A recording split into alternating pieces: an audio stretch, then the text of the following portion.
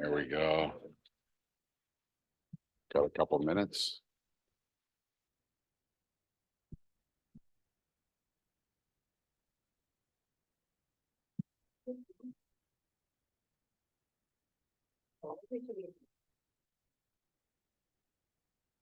Mhm.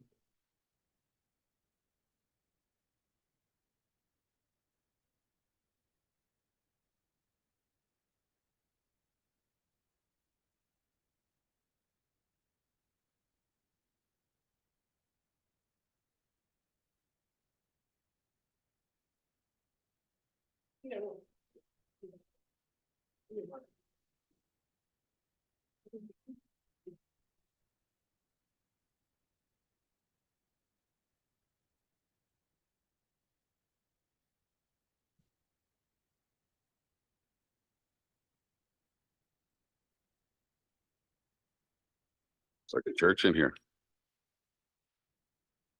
All right, everyone is here. It's 7 o'clock. I'd like to officially open up the meeting this morning. Let's start with the pledge.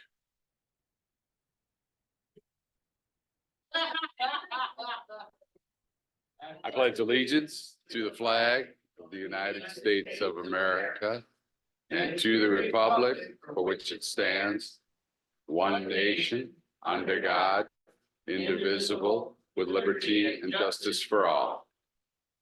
Let's see. Our inspiration this morning? Who has our inspiration this morning? I don't see it on Tracy. It's not on there.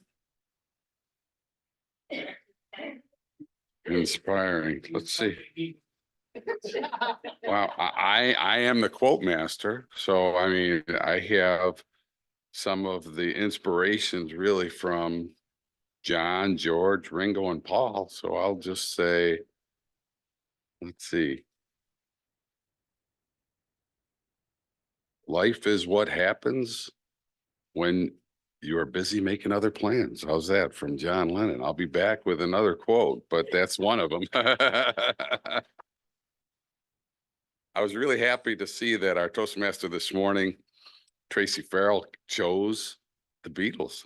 I'm a huge fan, you know, and it's not whether you're a Beatles fan or a Stones fan. For me, it's both. I mean, music is to be enjoyed. So it doesn't matter what camp you're in. So I'm in both. And our Toastmaster this morning is Tracy Farrell. Tracy, come on up.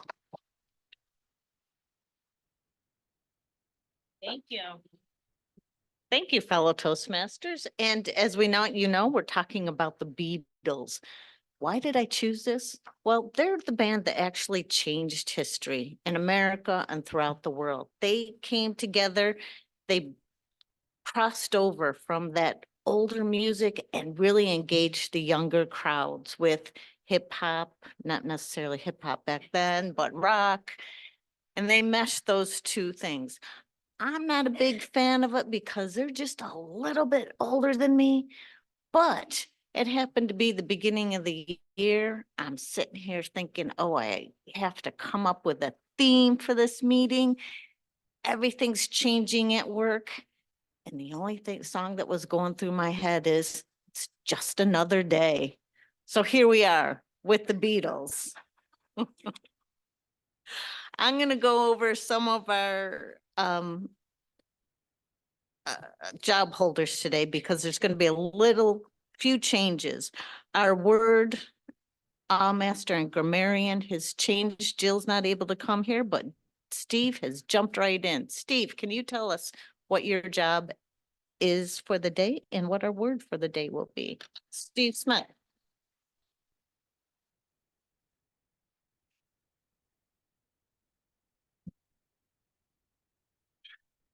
Thank you. Yeah, I was more than happy to fill in for Jill. When she got up this morning, she said, I can't do this. Okay, I got this. She chose a wonderful word, iconic, of relating to or having the characteristics of an icon, widely recognized and well-established, an iconic name brand, widely known and acknowledged especially for distinctive excellence, an iconic writer. I understand we have some, yeah, the special tape to stick this up here with. That they don't want us to use regular tape. They're afraid to, won't come off. I understand. Now, I'm also, you want me to do the rest of my bit here? I also have the fun of being the master, which means I will be listening for ahs, ums, and any other creative word you might happen to want to use as a crutch. I'll be listening for that. And I'm the grammarian, and I always use wonderful English. Oh, I'll be listening for the good, the bad, and the downright gritting on me, the English that I hear today. And I'll report back later when she calls on me. Thank you. Thank you, Mr. Wagmaster. So we also have Mike coming back up. He's our quote master, and I hear he has a second quote for us today. Mike Florio. Toastmaster, thank you very much. I've got a few quotes. I figured I would grab one from each one of the Beatles, starting with John Lennon. And of course, all you need is love. I mean, he said it a long time ago and he threw it out there. And, sadly, when he died, it was like the Kennedy assassination for me. I knew exactly where I was that day when Howard Cosell announced that on Monday Night Football that John Lennon had died. And I don't know if anybody else remembers that day, but I remember that like it was yesterday when all my troubles seem so far away. Sorry. He also said, all we are saying is give peace a chance. Very relevant even today when he said that in the 60s. War then, war now. Now, unfortunately, he was a man of peace. And not unfortunately, but I mean, he was, unfortunately. That's all he spoke, really. Peace and love. George Harrison, his All Things Must Pass album is something that everybody should listen to. I think it's a masterpiece. I really do. Anyway, he said, with our love, we could save the world. Another one, all about peace, George, and harmony. Ringo was a little bit out there. So Ringo was, I get by with a little help from my friends. And you remember, I think you can know the next line of that too. He was one to partake. So anyway, they all were.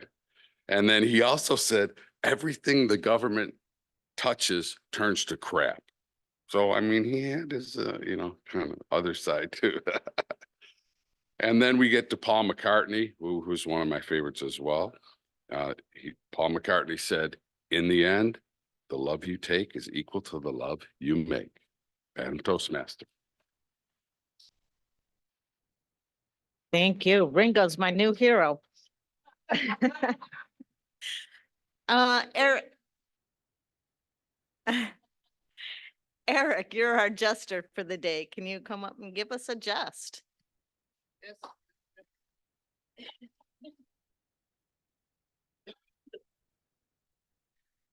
All right, let's get some jokes in.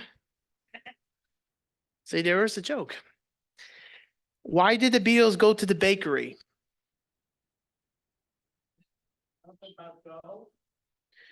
Close. Because they needed some loaf to go with their yellow submarine sandwich.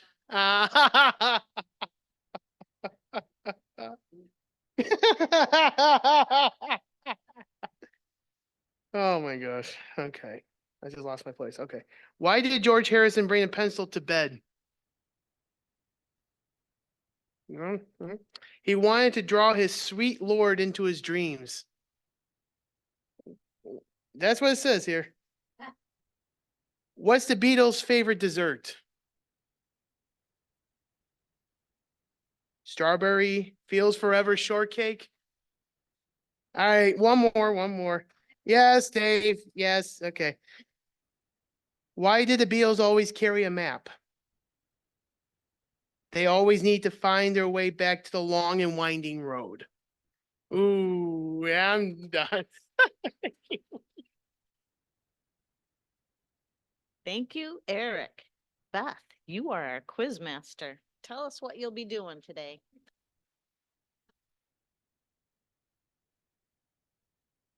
I guess I'll be the teacher today. I'm the quiz master. I will be listening for little tidbits of trivia throughout the meeting and quizzing you at the end to see if you're paying attention. Thank you, fellow Toastmasters. Thank you. Thank you, Beth.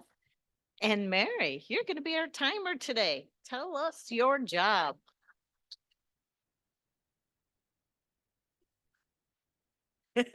And Eric is going to be her assistant. I have these green, yellow, and red cards. I'll be telling you when it's time. The table topics is 1:30 to 2 minutes of a 15-second buffer. Speeches are 5 to 6 minutes. 7 minutes. Usually. And then evaluators is 2 to 3 minutes. With a 30-second buffer. Thank you. Thank you, Mary. She did a great job introducing her job today. And table topics is Nancy Ferry. Is Nancy online? No, I'm happy to do it. She already find out. No, I don't. She confirmed, so that's why. Okay, and she filled in when somebody else, okay, please, if you could do that, Kate. Our hero, Kate. You are our hero. You're all our heroes. We're all heroes today. I actually saw your call out for Table Topics Master, and that's one of my favorites. So I went to sign up, but Nancy already did. And I thought, that's good. That's good. I was supposed to help Mary with timing, but she's doing a great job already. Gosh, she had that memorized, and I still can't do it years on sometimes on the timing and the buffers. I want to announce who's here so I know that I'm accurate. And it looks like on Zoom we have Mark and Marshall, Margot, Dr. Gerald, and Carol Ann. Am I missing anybody else online that I cannot see? Okay, I've got in the room Eric, Mary, Jackie, Len, Sylvia, Mike, Steve, Marty, Dave Licata, Tracy, Beth, and Joe.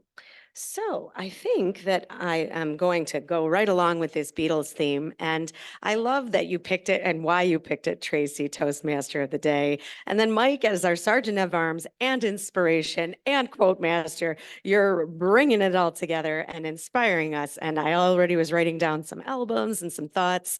And I think a lot of us will be listening to the Beatles today. And so I would love to invite Joe up first, I think. I don't see you on the schedule. Can we pull you in? Okay, great. Joe will come up first. And when you think of the Beatles, what would you like to share with us? And please use the word of the day, iconic. The Beatles are iconic. Thank you, Joe.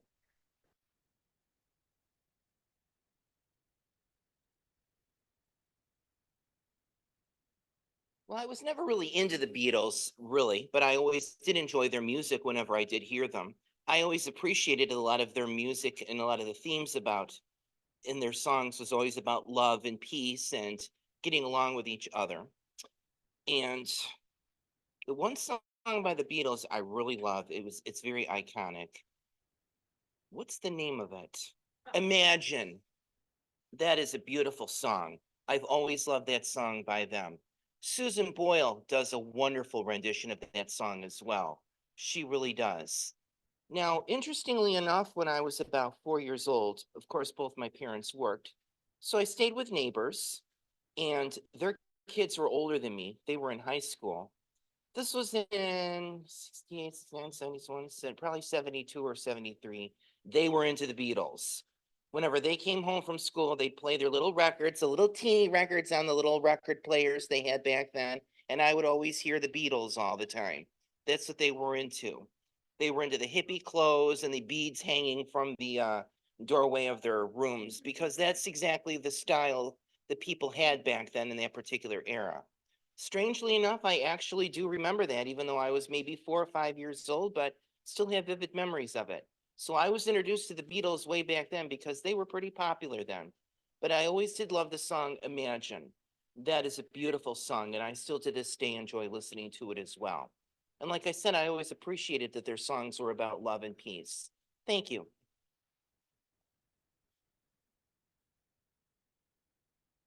Thank you very much, Joe. Next, we will go on to Zoom, and our next speaker will have the same question. Carol Ann, can you speak today on when you think of the Beatles and their iconic status, what do you think of? Carol Ann. Unlike Tracy, who is a little younger than the Beatles, I am a contemporary in age. And I was watching Ed Sullivan when they appeared in, I believe it was February of 1964. I was in high school. At the time, I wasn't a big fan at first. Well, I thought, my goodness, look at their long hair. Because back in the 60s, that was actually longer than the standard haircut that most young men had.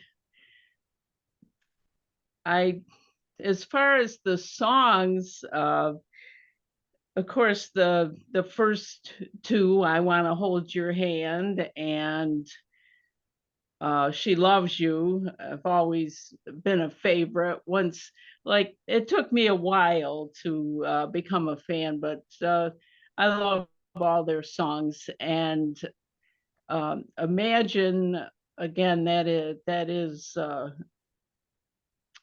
very good song with such a good meaning. And like Joe mentioned, they were into peace and love. And unfortunately, the world is not like that yet. Another one of my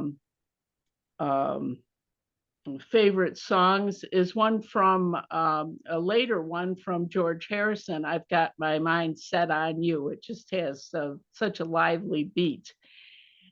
And if any of you ever have a chance to see Beatlemania, go see it, because it covers all their songs and it's always very entertaining because they're such an iconic group. Madam, table topics. Wonderful. Thank you, Carol Ann. I see Marshall is on, but you're not on screen. Does that mean you are unavailable? Hey, Marshall. Hey, good morning. Good morning. Do you think you can answer this Hello. question? Hello, hello. Do you think you can answer a question about the band, the Beatles from the UK? The same question I just asked. What do you think of when you hear of the Beatles from the UK? Would you like to answer that and use the word iconic? Or you can pass. It's up to you. You can talk about anything else Oh. also. It's a band from the 1960s, right? 50s, early 60s. I thought they started in the late 50s. I was wrong. Late I'm not familiar with it because I just learned English last year, and before that I couldn't understand English songs. And in China, when I was young, I was very poor, and I was born in rural area. And till 2005, I had the first one has to can play music. So before that, we couldn't play music. And if you want to play music, you have to talk to your parents. I bought some English castle to learn English, but I open it to throw the English and put some songs. And I think rightly listen some music. When the teachers or parents catch me and I take it out, see, it's English. So I'm very good at change it. But before that, we couldn't listen music. And before I into college, 2014, we couldn't use mobile phone in school.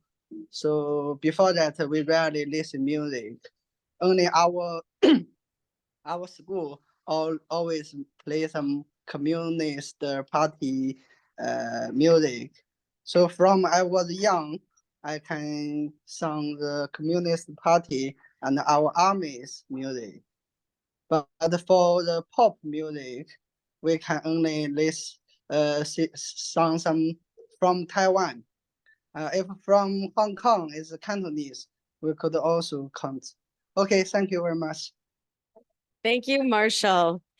Was it iconic when you heard it for the first time? Maybe you said iconic and I missed it. They are icons. No, I forgot. You still have to a say moment. that. Do you want to say the Beatles were iconic? Yeah, some Taiwan singer superstar was iconic in China. Beautiful. Beautiful. Oh, the communist and military music. That's great. Thank you so much. And we should take a timer and Wordmasters report. So let's come on up, everybody, and be on deck. Everybody come on up and we'll just fire through these. Bam, bam. Great job, all three of our contestants. And looks like Steve will be here first. So we're going to take Steve as the Wordmaster. And how did they do? Well, I'm happy to report that all three of our contestants this morning did, with a little coaching, use the word of the day. So they all qualify for my end. Thank you.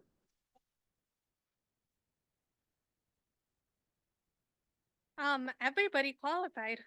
Joe at 156, Carol Ann 214, and Marshall at 206.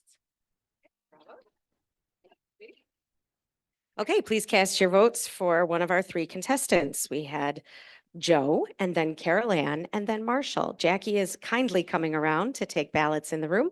And Mark, I believe Mark or Len has the Zoom poll up. I'll invite Tracy to join me back at the lectern. Thank you. Thank you so much. So when did the Beatles actually started in 1957, and they were a whole different group. They were called the Beatles. It was when John McCartney meets John Lennon, and that following year they met George Harrison. Soon after they met Pete Best. This was in 1960, and this is when they find their name, the Beatles.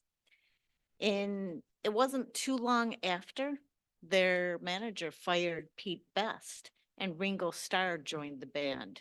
And that started a whole controversy in England because of that firing.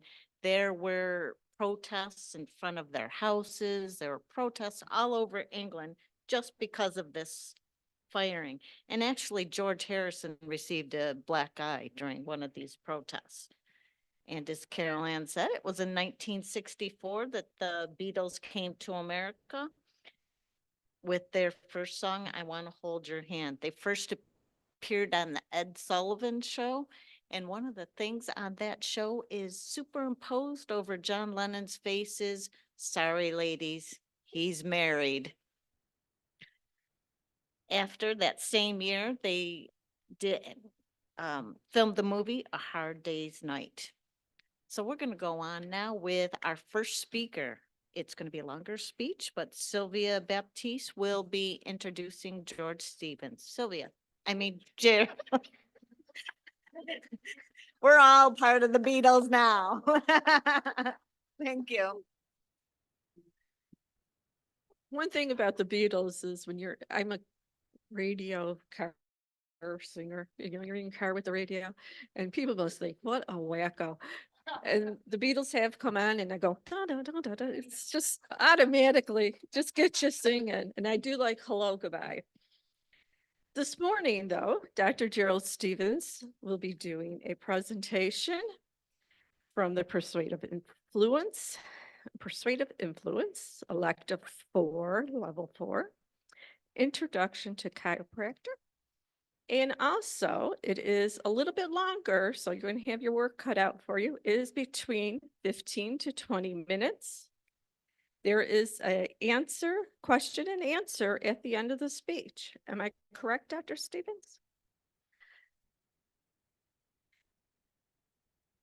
Correct. So for the timing, I would want to set the parameters for the speech, 13 green, 14 yellow, 15 red. And then the question and answer, 3 minutes green, 4 minutes yellow, 5 minutes red.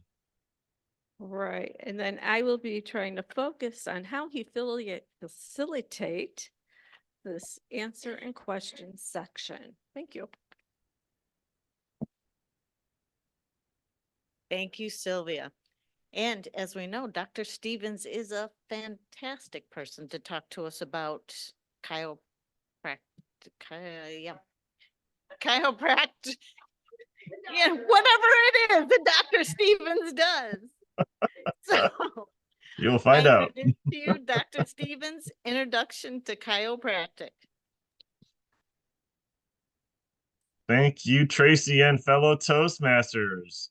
I'm going to go ahead and share my screen here. So this is always an adventure. Let's see if we can get this. All right. And we'll do let's see. We'll get this thing started here. Slideshow. There we go. Get this started from the beginning. Beautiful. So chiropractic, we're going to talk about today. I've been a chiropractor for 22 years. It is a form of healthcare. They actually don't have chiropractors, I believe, in China. If they do, it's very few. I know Hong Kong has some because I have a student who is practicing in Hong Kong. So they do have them in Hong Kong. So not in many parts of China. Some more detail. Healthcare profession. And can you see this, by the way, at AM Lockport and online? I want to make sure we can see everything. Okay, I see a few nods there. Okay, very good. And you can hear me as well? Good, good. Type of healthcare that focuses on the nervous system and the musculoskeletal system. It is a drug-free profession, and it is also surgery-free. Chiropractic, the word, can be difficult to pronounce. However, it means done by hand. That's what it means. Coming from the Greek. We do focus mostly in chiropractic on the spine. Your spinal column itself has many bones and many nerves, 31 pairs of nerves exiting the spine, 2 on each side of the spine. The nerves themselves go to all over the body, so you can affect different parts of the body just by working on the spine. And the spine runs from the top of your head, the bottom of your head, should I say, all the way down to your tailbone.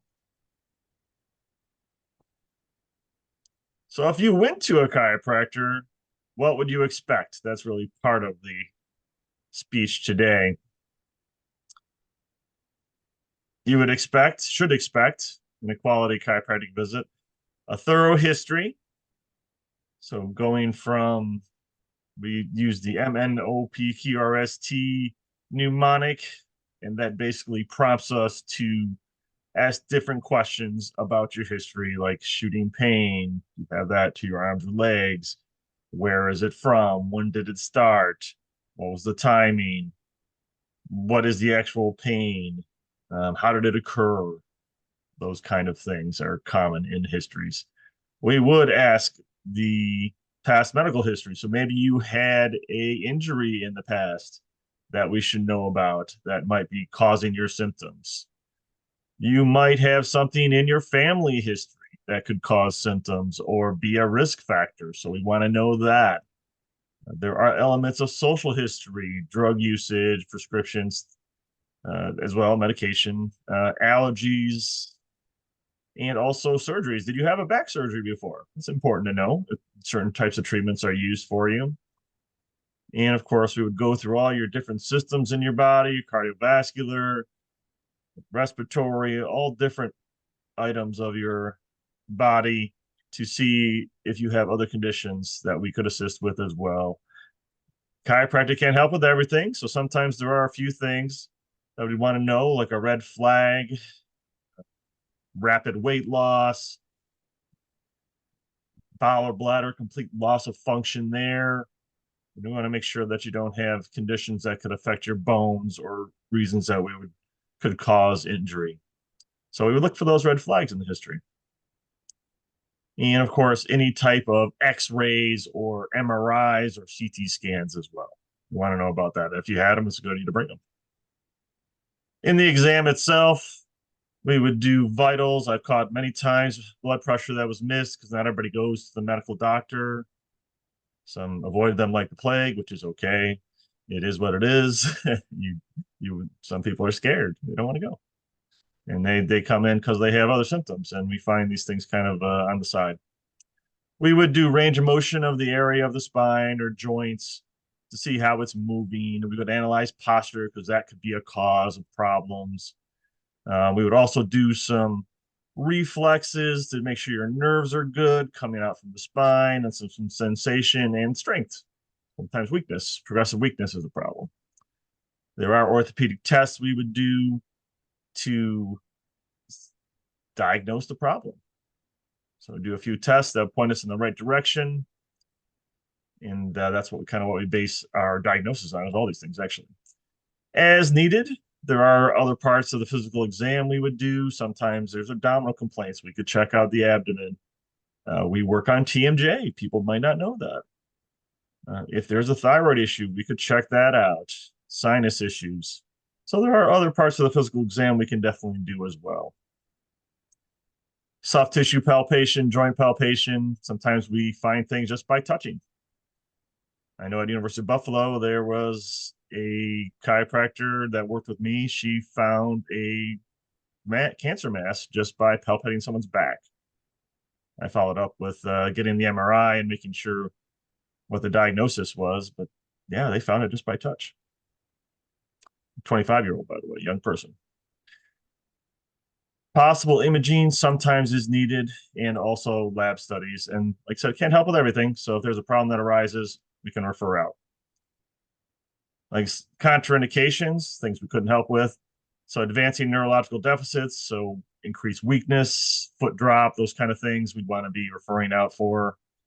If there's an infection in the bones, we want to be adjusting any bones that would be infected, that would make them weaker. So and possibly cause a fracture, but sometimes people come in with fractures. So we want to make sure we don't adjust those folks. We want to make sure they get x-rays and are referred to the appropriate people. Sometimes joints are unstable. So there are conditions that cause the base of the neck to be unstable. So we definitely want to treat those folks. Rheumatoid arthritis is one of those things that the top of the skull sometimes has problems. So we just avoid that area for those folks. And tumors, if the bones are cancerous, they're not really strong, so we wouldn't want to treat that. And sometimes high-risk pregnancy, but we could treat pregnant patients just with a gentler technique. Speaking of treatment, what does the chiropractor treat? Low back pain, sciatica. Sciatica is like just a generic diagnosis. A lot of different causes of sciatica and origin. So we would check that out with different orthopedic tests to get the proper location and fix it, ideally. Disc herniations, that's when the disc bulges out a little bit and some causes inflammation on the nerves there and can cause some shooting pain. Numerous techniques that can help with that. We'll talk about some techniques in a bit.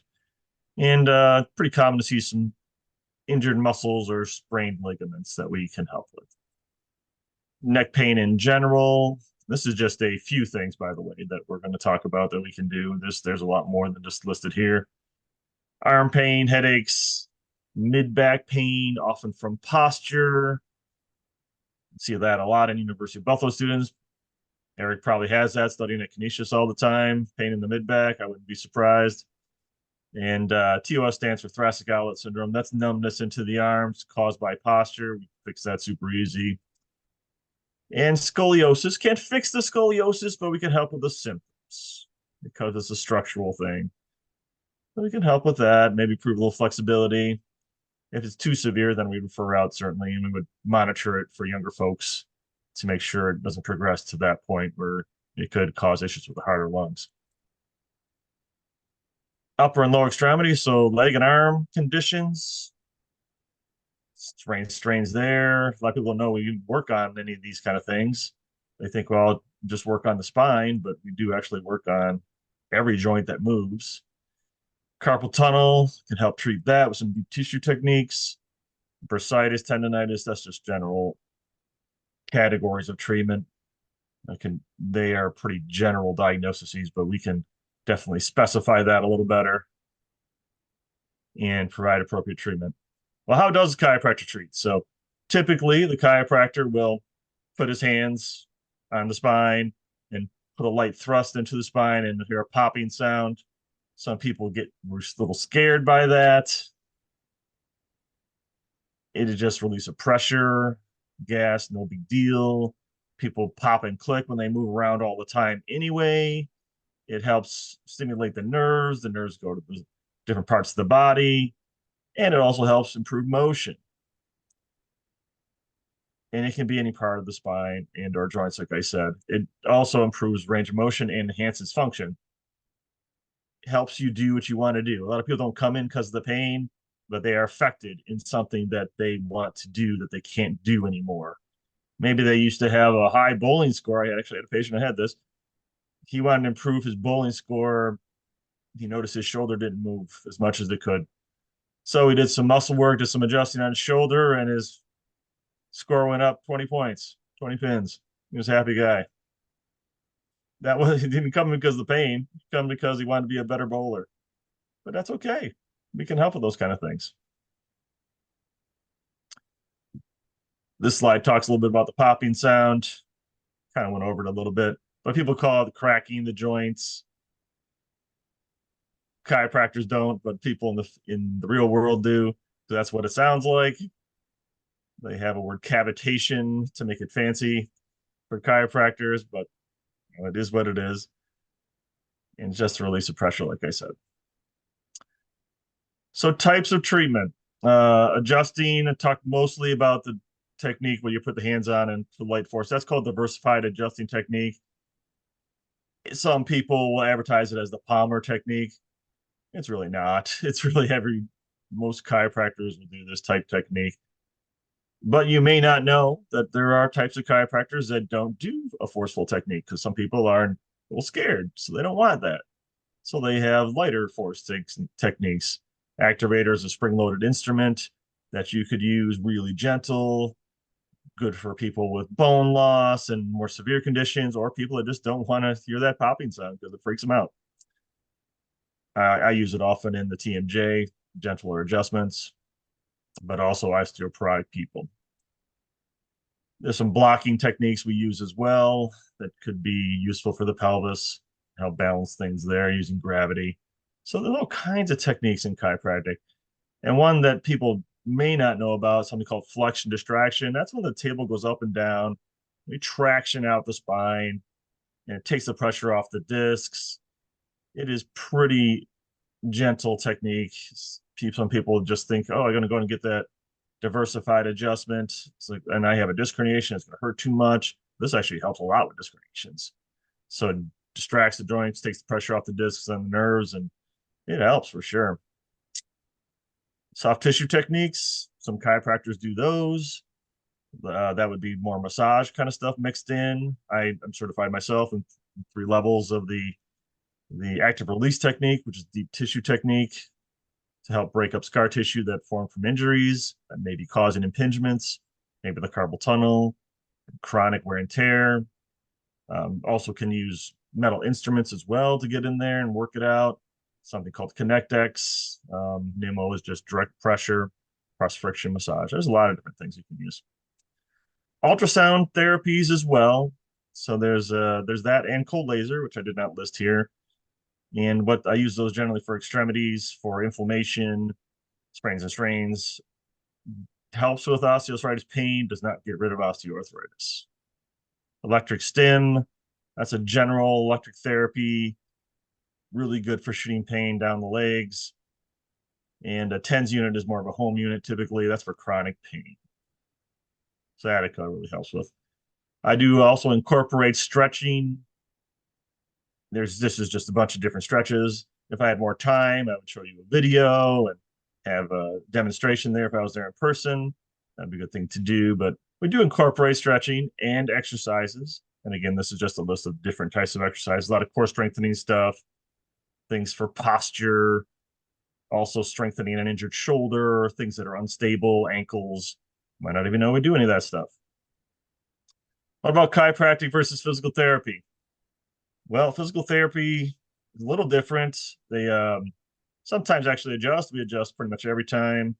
Stretches and exercises, sometimes for chiros, sometimes for physical therapy, soft tissue massage, sometimes for both. And the modalities are pretty similar. Where I work, we do everything. Everything's included. So exercises, stretches, deep tissue stuff, all the modalities for the same price. And these are my hours, always good to throw in there. Somebody wants a copy of this presentation, you can definitely email me via the Toastmasters website, and I'd be glad to send it to you. And I put it there pretty much every day. And we do take walk-ins. Questions? So at this point in the presentation, I will take off the screen share. Stop share. And if I could have a few people line up maybe near the mic there, and we can do some questions and answers. And if you get one after the other, would be great. Good And morning, hopefully we can- Okay, good morning. A question for you. When someone comes in for the first time, do you normally make sure there are x-rays before you treat them, or you go through the process that you were talking about first? Fair question. There are some chiros that will do x-rays first before they treat. Is it necessary to do that? It just depends on the case. If there was a car accident or some sort of fall, trauma of some kind, definitely a good idea as a risk mitigating factor to get the imaging. But when we do the orthopedic exams and histories, if there's none of these things in the history, you don't necessarily have to get it before that. So if there was a risk factor or a red flag, or maybe there's rheumatoid arthritis, something like that in the family history, that would also be a reason to get imaging. X-rays usually are the first thing people get because it's cheap and the insurance companies will pay And the for insurance covers it, yes. it. So there's that. CT scans, MRIs, a lot of people will get those as well, but they don't have to get any of those things before they go in. The chiropractor would recommend it if necessary. The insurance sometimes is difficult in managing because they sometimes won't approve. Right. If the medical doctor refers you in for the MRI or CT scan, then they typically approve it. The chiropractor can recommend that you go to your medical doctor and send a request form for that to happen. But it's not necessary, but it could be useful. And if people had it, definitely want to bring it in so the chiro doesn't have to hunt it down. And for those, for me, I didn't know what is TMJ? Thank you. Thank you. TMJ is temporal mandibular joint issue. So your jaw. Okay. So there are folks that grind and clench their teeth with stress. When I worked at University of Buffalo for 11 years, we had a ton of students, some from China actually, that would come in and they'd be clenching their teeth, stressed about their grades and whatnot, grinding. And there's recommendations we can have for that and muscle work we can give for that. And there actually are classes that some chiropractors will teach for that. The dentists themselves don't want to deal with TMJ. They actually refer to a specialist for that, believe it or not. They refer out to their own people. So Hey, thank you. thank you so much. Hopefully I have another question or two. Oh, yeah, you do. Mine is more of a testimonial. Okay. Okay, because I did go to Dr. Gerald quite a few years back. I fell into a hole while I was working on one of my homes, and I was in pretty bad shape. Pretty bad shape. Dr. Gerald probably remembers, and I had never been to a chiropractor before because I thought that, and I gave him his apology. At that time, I thought that it was, kind of hocus pocus, right? But I was in pretty bad shape. I was on the couch laying there and I couldn't move because I blew out my back really bad. And I called Dr. Gerald on a Saturday and he brought me in on a Monday. And it took quite a while, right? It took probably, I don't know, 10 or 12 treatments with Dr. Gerald. And I'd never been to a chiropractor before. So I was pretty apprehensive. But over a year, it was amazing. I didn't think I would be able to play golf again. I didn't think I would be able to run again. I was even having trouble walking, but or even sitting down at a Bills game. I remember being there that my back would be just really completely sore. So apologies to Dr. Gerald for thinking that it's quackery because it's not. It really is something that is very helpful to people, and a big thank you. It really works. Thank you, Mike. Appreciate that. And time for one more briefly. I've been in seeing Dr. Stevens for about a couple years now, Gerald, if I remember correctly, because I threw out, it was actually during a Toastmasters meeting a couple years ago, I threw out my back. It was actually when I was coming from my bathroom, I pulled a lumbar strain in my lower back. And so I was in soreness all day, and then I put it on Facebook that I threw out my back. Gerald quickly commented, like, give DePue Health Center a call. And I was like, all right, I'll call, and got in the next day. And I remember this well. The first day I went in, Gerald and one of his students was, was doing my back. And then when we got up to the upper back portion, I remember the big crack. It's like you can hear, like, probably through the next room, that's how cracked my back was. If remember that, Gerald. But my question is for for those who are afraid to visit the chiropractor, what are your thoughts of, like, what would you say to them if they're afraid to come to see a chiropractor? I would say that it's pretty normal to be afraid for something you've never tried before. It's much like when you do your first speech. You never did your first speech before, you're probably a little nervous. And that's okay. So I would say, come on in, we would do an exam for you and make sure that it is safe for you to get treated. And if it's not, we won't treat you. That's what it would be. Perfect. Thank you for that question, Eric. I appreciate it. No problem. That is all the time we have today for questions. I appreciate you guys listening and look forward to a speech at another time. Madam Toastmaster. Thank you, Dr. Stevens. Our next evaluator is going to be Marty Johnston, who will be evaluating Mark Campos. Marty. Thank you, Madam Toastmaster, fellow Toastmasters, and welcome guests. As Mark's evaluator this morning, I must let you know he's working from the Presentation Mastery Path, Level 3. It's an elective. It's the Connect with Your Audience elective. Madam Timer, 5 to 7 minutes. The purpose of the speech is for the member to practice the skills needed to connect with an unfamiliar audience. You want to take over from here? Sure. Okay, Madam Toastmaster, thank you. Yeah, thank you, Marty. Mark Campos will be speaking to us on 1/23/1989. Mark Campos. Thank you, Madam Toastmaster. Fellow Toastmasters, good morning. I've made it clear in past meetings that I'm in the twilight of my career. And along those lines, in less than 2 weeks, on the 23rd of January to be exact, I hit my 35th service anniversary. And these milestone anniversaries are a natural time of reflection. So I started to think about the beginning of all this, and I thought I would take all of you on a little stroll down memory lane. It actually goes back a little bit further than 12389. Let's go back to the spring of 1988. 20-year-old Mark is very much a free spirit.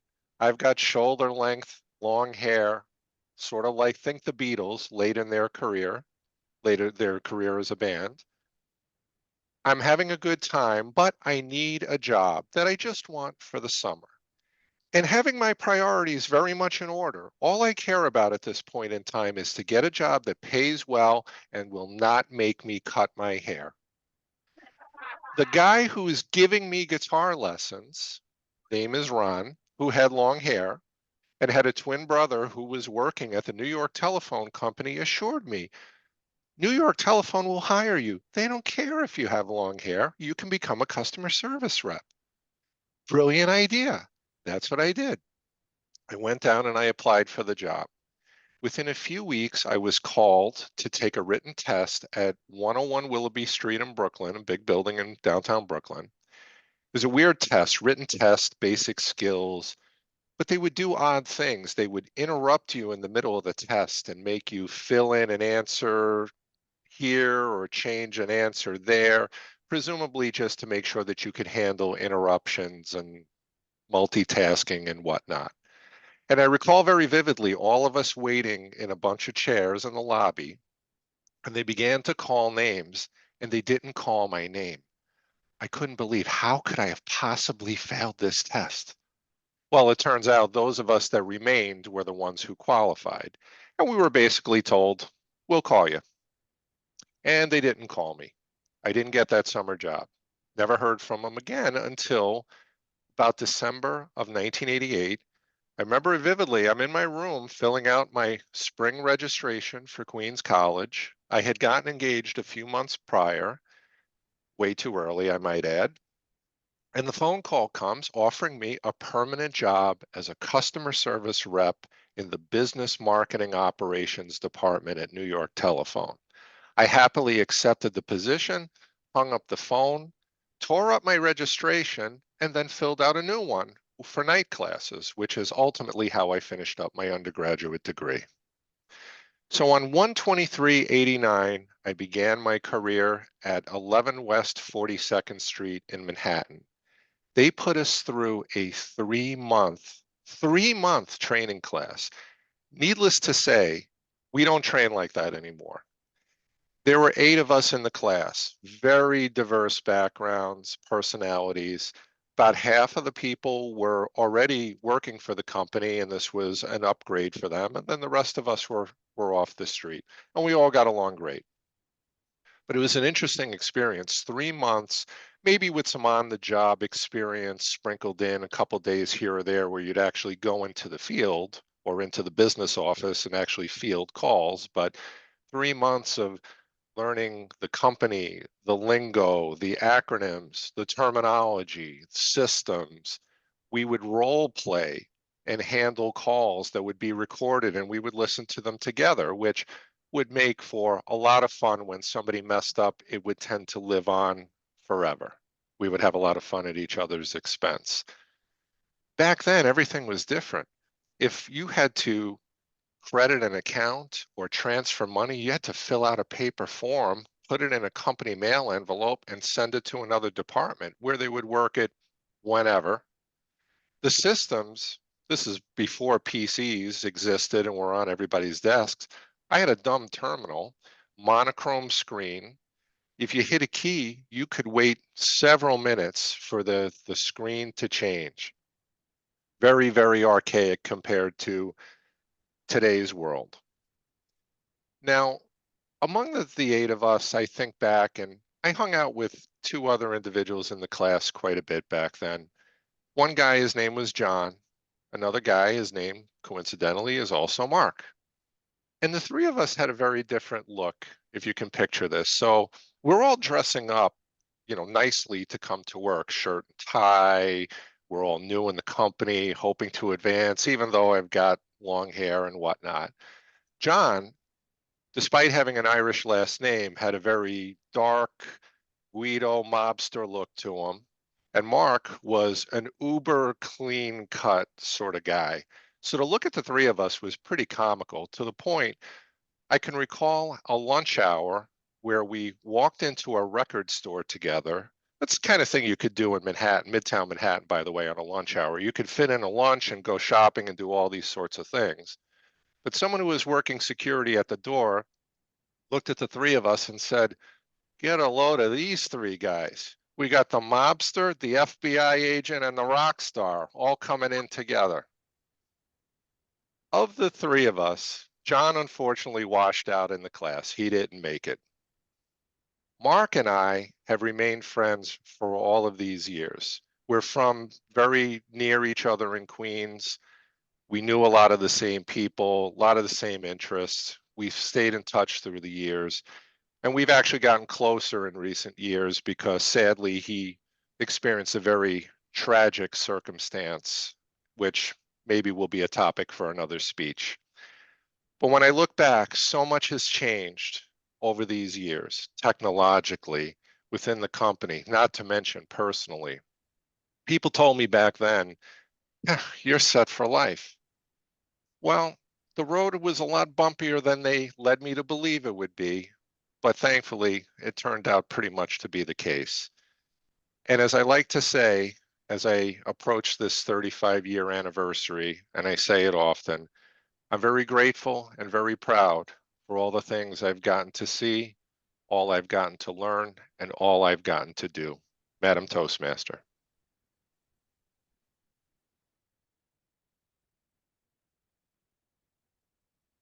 Thank you, Mark. I'm still trying to get over. I can't imagine Mark with long hair.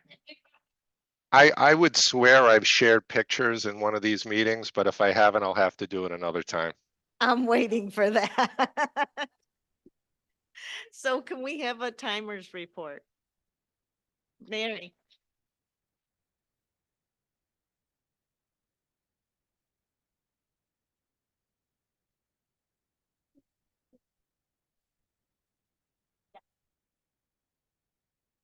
Dr. Gerald Stevens at 15:12 and with his questions 6:45.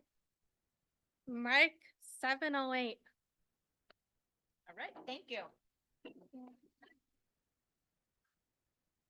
So unfortunately, it looks like Dr. Stevens went over with this question and answers. Do we count that or?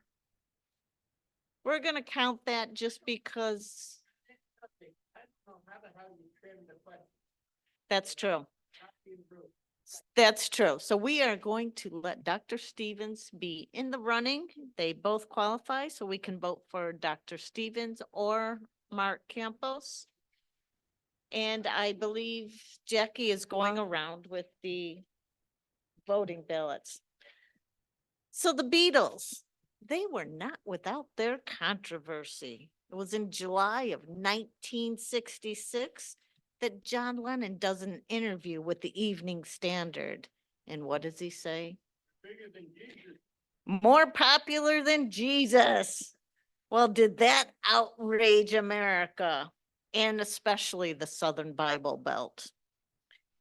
Then later on, their manager, Brian Epstein, dies. And this is when John Lennon says, this was probably the beginning of the end of the Beatles. He was the glue that kept them together. It was in 1968 that they worked on their White Album. And there was a lot of Indian influence in this. They did sit-ins in India. And I think this is when George Harrison says, you know, this isn't me. I wanted to do rock. So there's a couple of the band members are starting to work their way out of the band. It is March of 1969 that following John Lennon's marriage to Yoko Ono, they did the, she She was the vixen. And they did their bed in for peace. And you're right, Jackie, that's what really turned off a lot of the band members. Finally, it was in December of 1980 that John Lennon was murdered. So we're going to go on to our evaluators. Our first one is Sylvia Baptiste evaluating Dr. Stevens. Sylvia.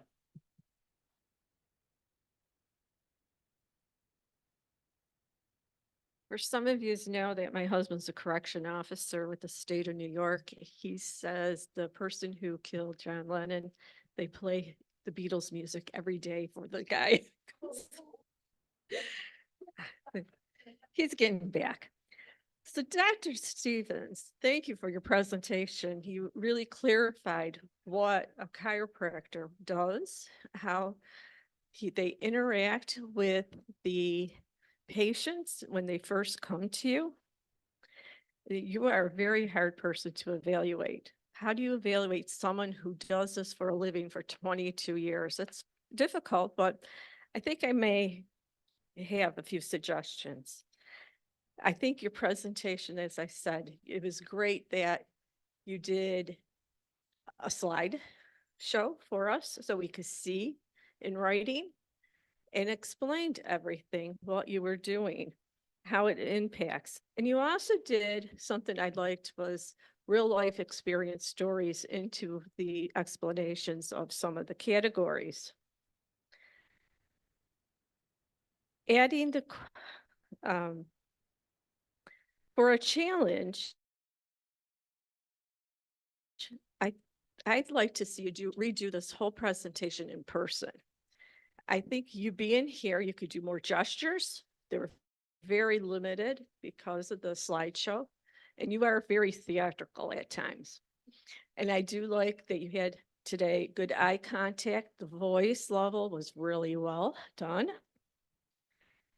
And the other challenge, I'm going back and forth because as I'm reading my notes, I'm not too organized this morning. I would like to see maybe a couple questions, maybe that would help with the time management given to us, what a new patient would ask.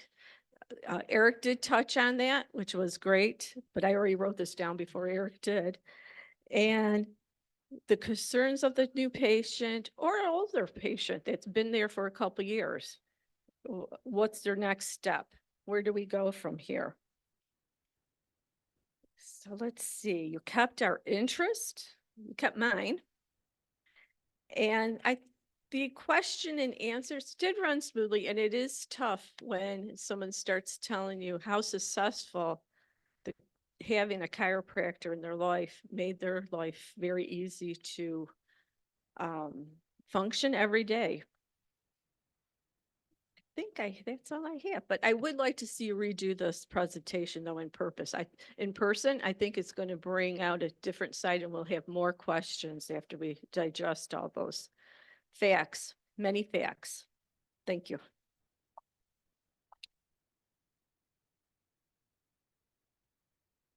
Thank you, Sylvia. We did the passing handshake there.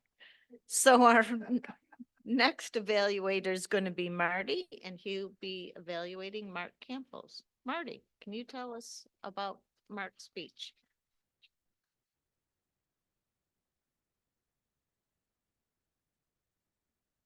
Thank you. Thank you, Madam Toastmaster, fellow Toastmasters, and especially Mark. 123.89. When I saw this on the computer during the week, I was definitely in Wonderland, wondering what is 123.89. And then I thought that it might be something along the lines of your job at New York Telemark. That's what came to mind. I thought that's where you might be going, and sure enough, you did. The purpose of the speech was for the speaker to work on skills needed to connect with an unfamiliar audience. And I believe that you did that because we weren't familiar with 123.89, so that drew us in from the beginning. And I was thinking that perhaps you could even have me or the Toastmaster of the day lead in a little bit to that. Like, who is the audience to portray? I know years ago, international Toastmasters, they wanted you to focus on who your audience is, who you're speaking to. So then there's a connection right away. So that's something that to keep in mind. You excelled at your story, very good at telling the story about 12389 and the reflection of the guys that you worked with, about the testing and all the low tech equipment you were working with. Your speech was very clear. I do have a couple things for you to work on. And I know that the speech is said to focus on, did the speaker inform who the audience should be portraying? I made a note initially, not directly. However, he told us he would be taking us back to 1989 and reflecting. So in a roundabout way, you did that. Was the topic new or unfamiliar? Yes, it was unfamiliar because I don't think anyone knew what 12389 was going to be until you informed us. Was the audience engaged? I feel the audience wasn't engaged, but you could engage the audience even more. I would like to see you standing. I know for some of the time, if this was the bottom of your screen, I could see your hands here, but then when you were talking about other things, your hands were higher. But if you're standing, I think you're more inclined to have the audience see your hands on the screen versus if this is the line, you were here and then you came up. But try standing. When you're talking about your training at New York Telephone, you could have asked us to further engage the audience for a show of hands. Does anyone remember those old dinosaur machines with the big screen, you know, and just to engage the audience a little further. But Mark, I enjoyed your presentation as always. It was definitely an iconic speech. Madam Toastmaster of the Day, Tracy, back to you. Thank you, Tracy. Thank you, Marty. Can I have a timer's report? Mary?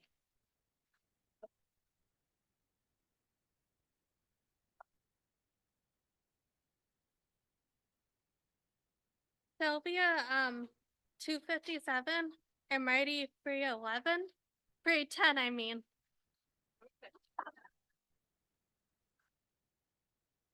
Thank you. So you can vote for either Sylvia or Marty. So one of the things, we're going to just finish up the timeline of the Beatles. It was 1988 when they were inducted into the Hall of Fame, Hall of Rock and Roll Fame. It was Harrison, Starr, Ono, and Lennon's sons that attended the ceremony, and that's due to their continuing legal squabbles. In fact, McCartney said he refused to go because he would feel like a hypocrite, waving and smiling during their fake reunion. It was in November of 2001 that George Harrison died. And this is like Mike Florio said, his last words were, "Everything else can wait, but the search for God cannot wait, and love one another." And finally, in 2014, Paul and Ringo reunite for the Grammys. This is at backstage, they performed a lot of their old songs. And this night, the group received the Recording Academy Lifetime Achievement Award. So now we're going to hear from our general evaluator, Dave Licata. Dave, tell us how we did.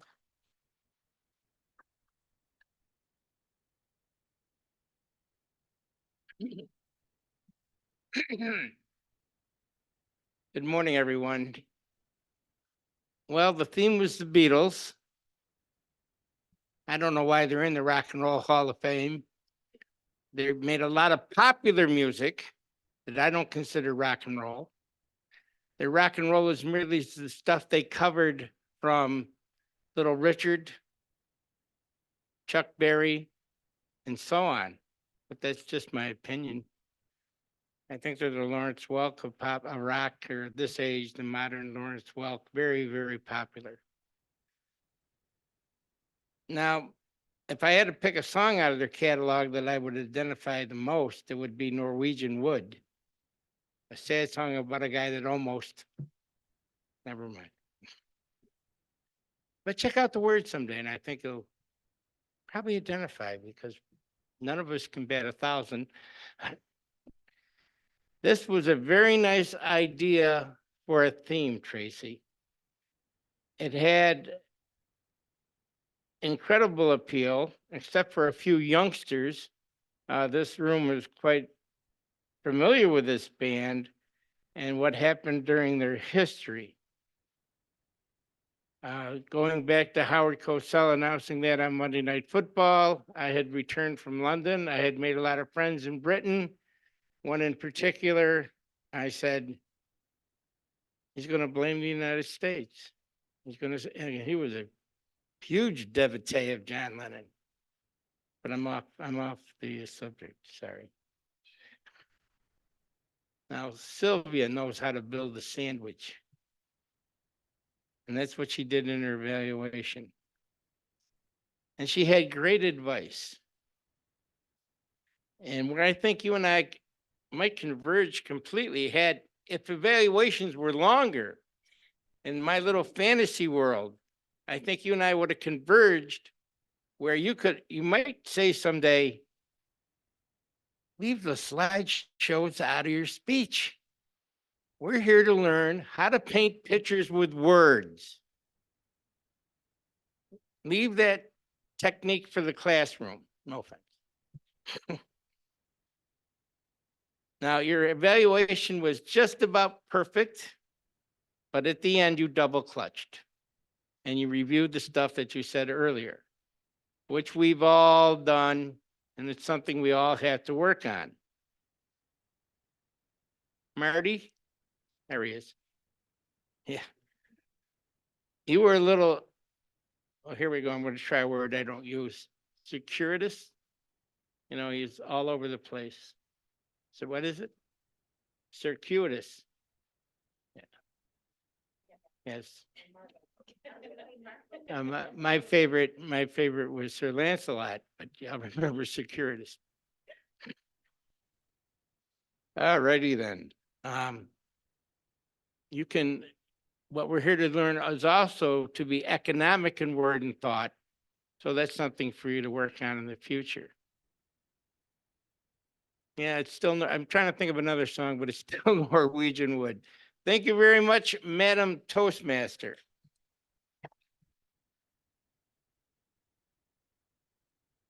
Go that way. All right.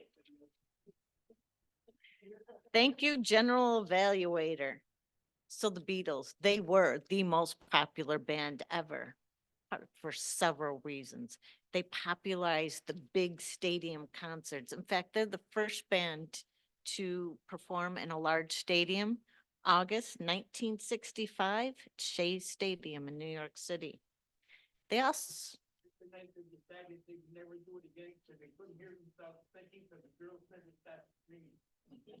the girls, Dave just announced the girls loved them.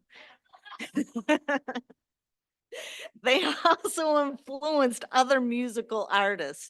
They were very creative with their music. As I said earlier, they influenced that Indian music, or they brought in that Indian influence into the music, and they are always trying new sounds and new technology. They were also technology trendsetters. As we said before, they layered some of their music in the technology, and during their squabbles, they didn't all have to be in the same room. They recorded separately, and they were the first band to do that. So in conclusion, they left behind a huge legacy of music that we still love together today, bring it all together. And Eric would like us all to know that their last song was Now and Then. Is that the song that they also did? I know I gave a speech about this before about artificial intelligence. There is one of their songs was done by artificial intelligence. And this is one of the things that a lot of the artists are concerned about, having bands being able to do that. So we're going to go on with some of our reports. Our first one is going to be our Wagmaster. Steve, can you tell us about our words, Oz, grammarian, everything about the English language? Steve Smith.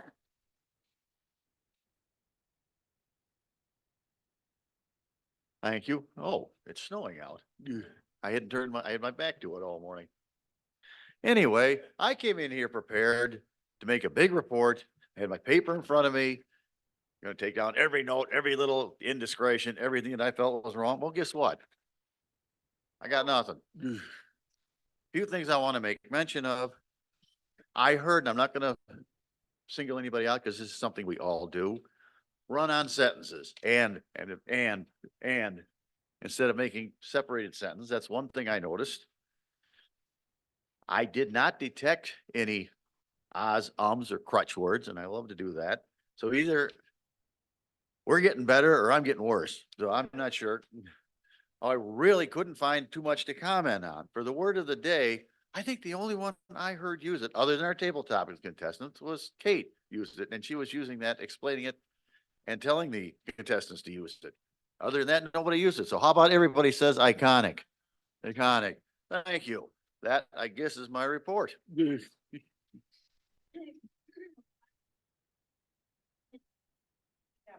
Nice. Oh, yeah. See, I'm not paying attention. Thank you, Steve.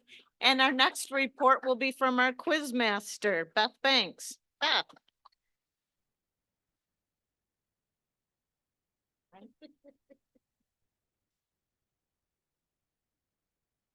Oh, let's see. There were so many interesting questions I could ask about today. I will try not to go on and on and on, but who is Tracy's hero? Very good, Ringo. What is Joe Budnick's favorite Beatles song? Imagine, good. Was Carol Ann always a fan of the Beatles? Not at the beginning, correct. Why were they protesting in the UK?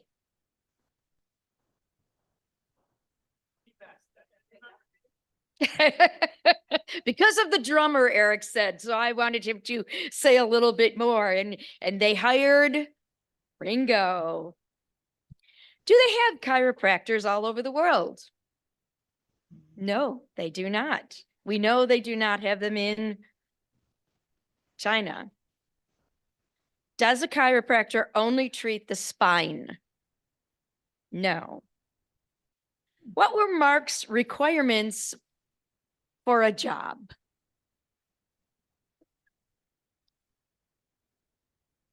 Long hair accepted, and he wanted to be paid well. How long did Mark have to train at his job in the beginning? 3 months, very good. What outraged America about the Beatles? No. They said they were more popular, more powerful than Jesus. Yes. Yeah, one of the many things. Yes. And when was John Lennon murdered? December 1980. Very good. You guys did a great job. Thank you, Tracy, for a great theme. Thank you, Madam Quizmaster. So that we're coming up to the end of our meeting. I'm going to have Mike Florio come up and help me distribute the ribbons for our winners. We have them right here. So our table topics winner is bend down. Marshall, Marshall. Marshall. I can't see it. I forgot my glasses. Oh, okay. But Thank you, Marshall, for winning. You Thank have you. won Tell best him what he's table- won. You are the best table topics speaker Tell him for what the he's day. won, Tracy. You have won a shiny blue ribbon. Wow, thank you very much. Our best evaluator, Sylvia Baptiste. Come on up, Sylvia.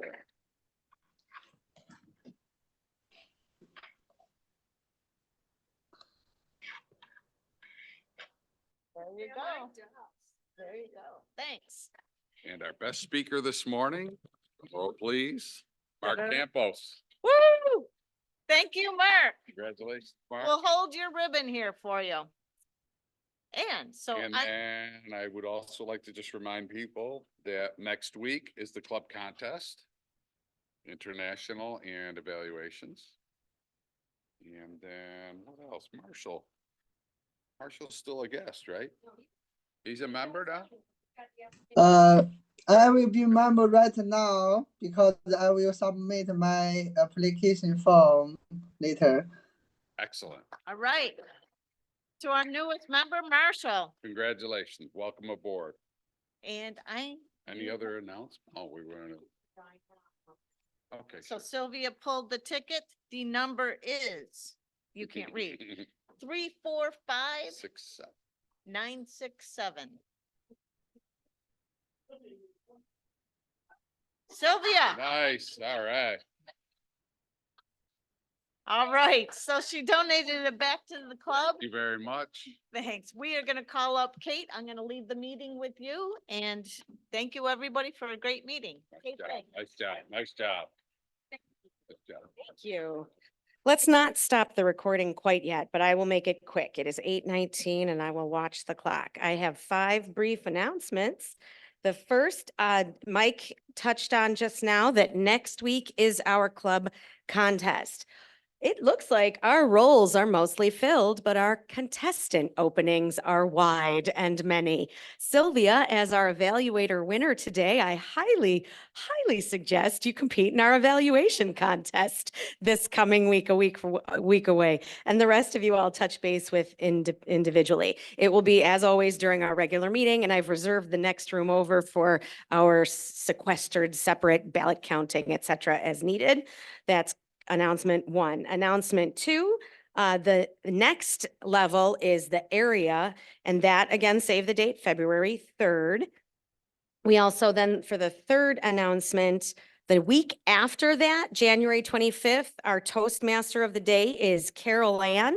On January 25th, the week after that, Marty, it's February 1st, Toastmaster of the day. Take a look at the schedule so you can be planning ahead for that, everybody. The fourth announcement is there is a blood drive here. I would be remiss if I did not announce that. It's Monday, January 22nd here at the YMCA from 8 a.m. to 1 p.m. And my final announcement is a few of us again will be walking the track. You're welcome to join us, and we'll have breakfast to follow at the Olive Leaf. Any other announcements from the floor on Zoom and or in person? Anybody on Zoom? And then oh, yes, thank you. Excellent. Marty's our Division B director, and he reminded me again that this weekend is the officer training. This is for all the officers in our club. That's this Saturday morning or this coming Tuesday evening. So if you're an officer, please get trained. Again, 9 a.m., well, 8:30 a.m. this Saturday or the Tuesday evenings at 6 p.m. it starts. If you have questions, let me know, let Marty know. Any other announcements from the floor or questions? Fabulous. I will officially call this meeting to order. We can stop the recording. All right.